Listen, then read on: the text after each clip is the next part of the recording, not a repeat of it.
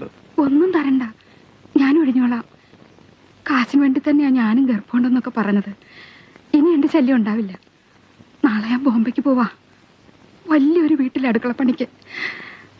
ഒന്ന് കണ്ട് പറഞ്ഞിട്ട് പോവാന്ന് വെച്ച് വന്നതാ. പറയാൻ എനിക്ക് വേറെ ആരുമില്ല.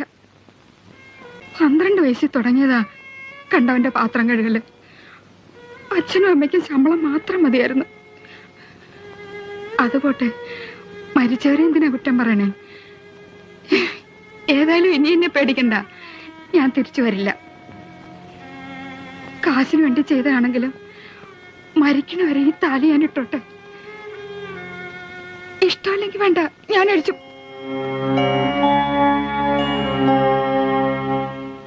സന്തോഷായി. വിശപ്പ് കിടണ്ട, പോയി ഊണ് കഴിച്ചോളൂ. ഞാൻ ഒഴിഞ്ഞു പോയിന്ന് കൂട്ടുകാരനോട് പറഞ്ഞേക്കും.